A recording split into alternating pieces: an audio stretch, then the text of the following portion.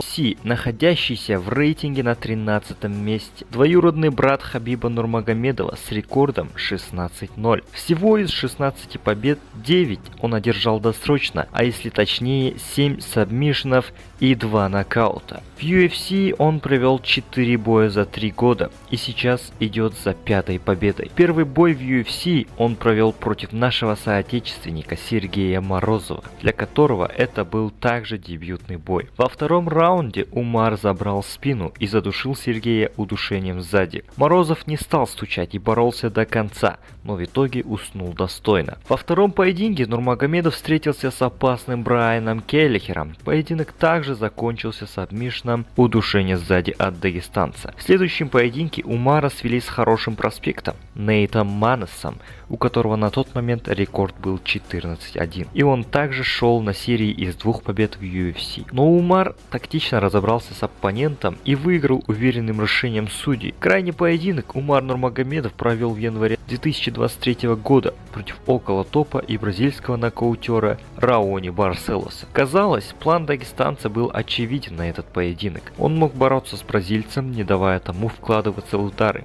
Однако, главный проспект легчайшего веса удивил всех, выбросив комбинацию, которая наглухо нокаутировала Барселоса. Это был первый нокаут Умара в UFC и второй в профессиональной карьере. Опираясь на статистику, можно предположить, что Умар, так же как и многие дагестанцы, постоянно идет в борьбу и ищет там досрочки. Но мы должны знать, Умар и Усман Нурмагомедовы в первую очередь не борцы, а ударники. Оба родных брата начинали с тайского бокса и имеют отличную ударную технику и легко летящие хайкики и метлы. Руками Нурмагомедов также может уронить соперников при хорошей комбинации, так что однобокими борцами его называть нельзя. Это по-настоящему сбалансированный во всех аспектах боец UFC. В борьбе он чувствует себя как рыба в воде. Да, Умар не идет напором в тейкдаун, как это делал Хабиб, но если у тебя фамилия Нурмагомедов, ты найдешь свой тейкдаун. В кардио также, я думаю, Нурмагомедов хорош, ибо проходил 7 раз до решения в 3-раундовых поединках. В 5-раундовых Умар не участвовал, но сейчас у нас бой на 3 раунда, так что на это его должно хватить. Давайте перейдем к его сопернику. Бигзат Алмахан дебютирует в поединке сразу против топового оппонента, который уже через пару боев может получить титульник. Боец не особо знаком аудитории в СНГ, но у нас в Казахстане парень-звезда. Я хочу рассказать пару моментов о его подписании в UFC. Новость о том, что Бигзат Алмахан был подписан в UFC, вышла 31 января, и через пару дней состоялся анонс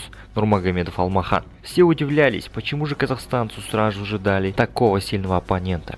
А вот почему. Бигзат уже не первый год пытается подписаться в UFC, но были проблемы с визой. При получении визы говорили, пусть тебя подпишут в западную лигу, и тогда мы одобрим визу. А в UFC говорили, ты сначала получи визу, а потом подпишем. Итак, Алмахан оказывался в непростой ситуации. И в конце января на менеджеров казаха выходят матчмейкеры и говорят, мы тебя подпишем в UFC, если ты согласишься выйти на коротком уведомлении против Умара Нурмагомедова. Менеджеры и тренера, посоветовавшись с Алмаханом, сразу же согласились, так как они получают и контракт на 4 боя, и визу. Также Алмахан заявляет, что принял бой, так как готов к сопернику. Вы можете спрашивать, почему я сказал на коротком уведомлении, ведь у Умара с самого начала не было соперника. То есть никто не снялся. Я вам скажу, я считаю это коротким уведомлением, так как у Алмахана всего 3 недели на подготовку к этому поединку, а полноценным лагерем этого назвать нельзя. Так давайте же узнаем, кто такой этот бесстрашный Бигзат Алмахан и что он из себя представляет. Бигзат Алмахан, бывший боец казахстанской лиги Октагон, выступает в легчайшем весе, имеет за собой рекорд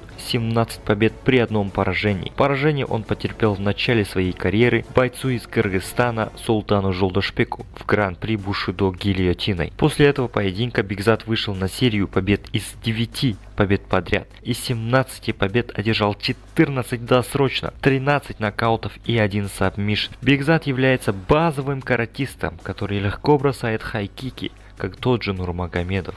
И в его боях мы можем увидеть такое зрелище, какое не видели. Думаю, в ударной технике у обоих бойцов примерно одинаковые шансы, но я отдам предпочтение Бигзату, так как на его счету 13 нокаутов, в то же время как у Умара их только 2. В борьбе Бигзат неплох, когда у него не идет ничего в ударке, он может и побороться, но во многом его борьба более оборонительная, так как он все же базовый ударник. Думаю, Бигзат защищается от первых попыток тейкдауна Умара, но как я говорю, и в борьбе я отдам предпочтение Умару. Насчет оппозиции Алмахана есть, конечно, вопросы. Оппозиция в лиге Октагон нельзя сравнивать с оппозицией UFC и PFL. Он бил многих непонятных бразильцев и местных парней, но у него есть одна хорошая победа решением в лиге UA Warriors над опытным аргентинцем Мауро Мастромарини. Но все же в плане оппозиции выигрывает также Умар. В кардио Бигзат тоже неплох, но все же у него до решения дошли только 3 боя. И мы не должны этого забывать. Из общих соперников можно отметить Сергея Морозова. Умар выиграл его в дебюте UFC, а Алмахан в бою по жик-пи-жик выиграл его решением. Этот бой очень интересен зрителям из СНГ,